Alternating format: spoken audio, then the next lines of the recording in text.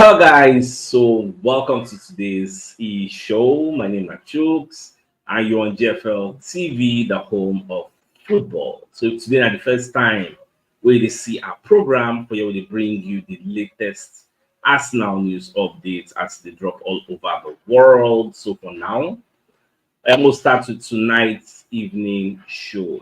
So Fabrizio Romano when they let us know say Benjamin Sesko this sets to remain for RB Leipzig for in development. Now, nobody Fabrizio Romano dropped this story. I actually also saw this story at Sky Sports, or rather on Sky Sports, where they talk to Benjamin Sesko, Arsenal, Chelsea, and Manchester United linked striker expected to commit future to RB Leipzig. So Fabrizio did a podcast on this player, and I actually watch him now.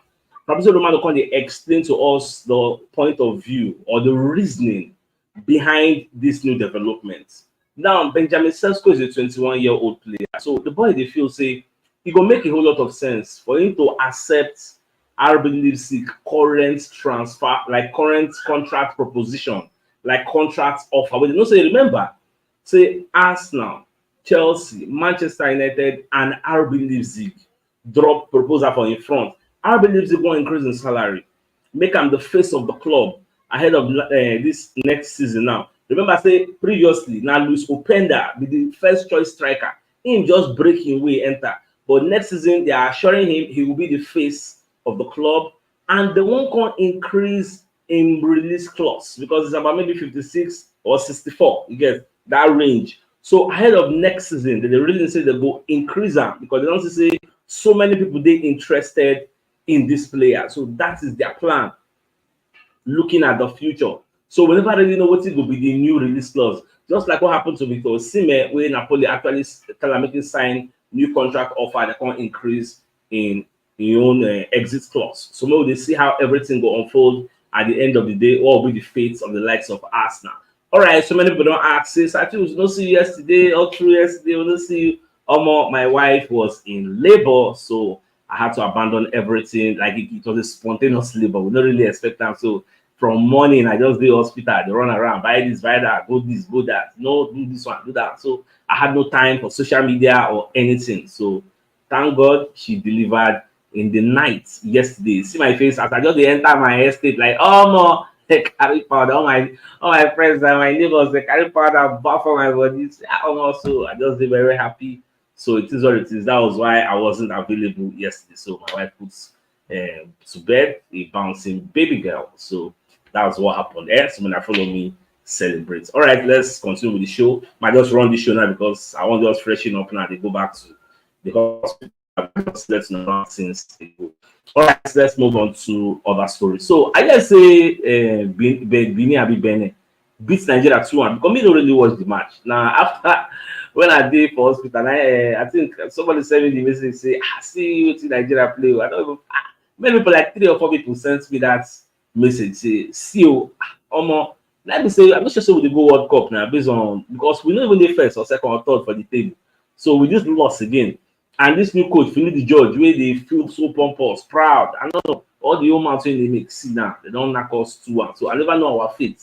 Nigeria now they like to do permutation 2 + 2 = 1. Okay, if Cameroon beats Togo, Togo come beat Ghana, Ghana come beat Cote d'Ivoire, and Nigeria will qualify. All those kind of things. Well, it is what it is. We can't come and be crying about spilled milk. It is looking like we are not going to be going to the World Cup. Look at the likes of Osimhen, 25 years old. Even nobody's World Cup now. By the time the World Cup will happen again, if you be saying go down there maybe 29 or 30, like, imagine, which is very, very, it's poor, it's bad, but it is what it is. What the man go do now? Now, as we take clear our bed, now so we go take lie on top. All right, same news.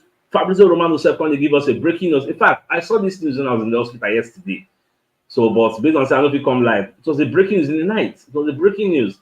Say Juventus and Aston Villa are discussing about a swap deal for Douglas Luiz. Now, Juve won't carry Douglas Luiz and they'll come give Aston Villa 2 players. Now, when you look at the reports by Fabrizio Romano, they say now everything now because of financial fair play. Yes, so Aston Villa know they have to sell to balance their own books. They won't give them Weston McKennie and Samuel Blaine. So now the players say they want give them. Well, I don't know whether Aston Villa will accept, but from what Fabrizio will talk, the thing they at an advanced stage, like Aston Villa are really, really like entertaining the deal. Like it could happen.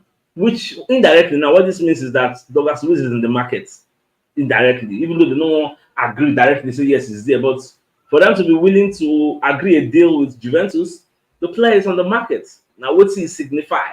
So when they wait to make Arsenal come, maybe they go involve. I never really know. At the same time, when you hear about Kylian Tierney, say Arsenal don't slash the asking price for Kylian Tierney. This is the one that say why let's make them slash him, because it was according to the Metro. Metro now let us know this new development, and when I can look the deal, they say they want to slash the guy price to 10 million. Can you imagine? They say per the Metro, Arsenal are now prepared to sell him for a fee as low as 10 million.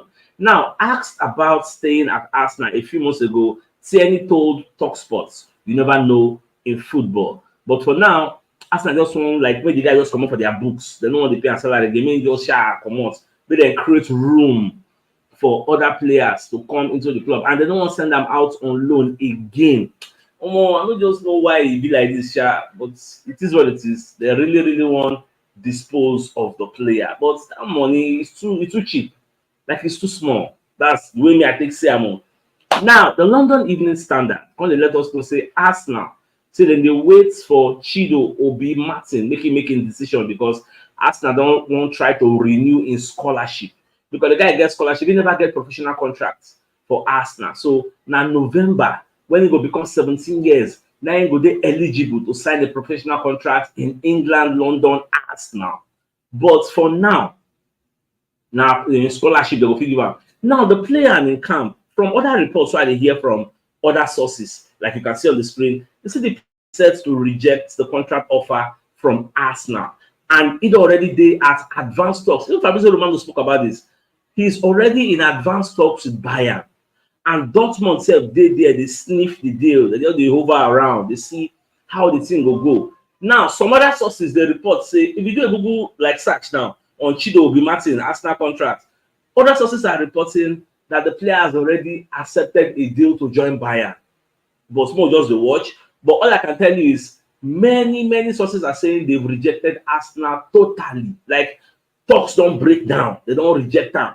And now they look say this guy get a better future for Dortmund or Bayern, especially that Dortmund, because people are saying Arsenal should not really be concerned with Bayern. Now Dortmund, the people supposed to look, because Dortmund know how to refine players, especially youngsters, and give them chance to express themselves. This boy has scored 43 whooping goals in 42 appearances last season for all those Helen Academy under 16, under 17. This guy is bad.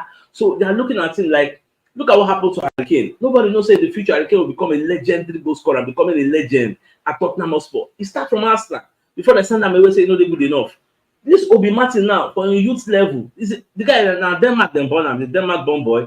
He just don't score about 10 goals for Denmark under 17 at the King. He score goals, it's like 10 goals in 14 appearances, because I take time to go through the guy profile today. 43 goals in 42 matches last season. That's why Arsenal is very, very desperate to keep him. Arsenal they complain saying that because the conversation or discussion between the guy and representatives and family, there was a stall. So Bayern can take advantage of that silent moment or enter the guy head. You get, let them know say, oh no, you don't get feature of Arsenal. Look at Balogun, because you self thinker, you be Chido. You know what say? Yeah, Balogun day for Arsenal. Struggle. First thing no shop for him. Emi Smith Rowe, England Academy, struggle, nothing. Rhys Nelson, Alpha, nothing. Educated Alpha. So what if they guarantee saying even a Mario Koziadubri is not still guaranteed the place in Arsenal? The guy sitting in contract discussion with Arsenal and say, oh man, let's have a find my square root. So if you are this player, would you stay? If the player and your brother, you got to make you stay. So these are the questions on the front burner. So we never really know. I believe between this night, tomorrow morning, we'll get more clarity.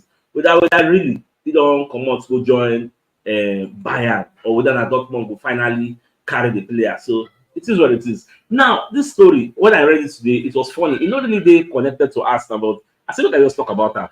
Now, I don't know how many of you are they aware or remember, say, last summer, Fulham and Bayern struck a deal for João Paulinho.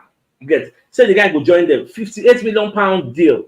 They don't already do medical, the guy don't travel go there. But because there was not enough time to register the deal can't collapse. I don't know how many of now remember that deal. The guy can't go back to Fulham with shame and everything, don't do medical.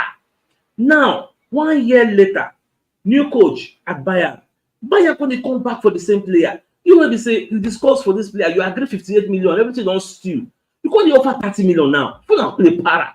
Say, are you telling us that this guy's value dropped in 1 year? Is that what I'm trying to say? So I don't know. For me, I found this funny because Fulham is saying his value has not dropped. Instead, it's supposed to increase because now he don't even get more experience. Say, you offering us 30 million, it's an insult.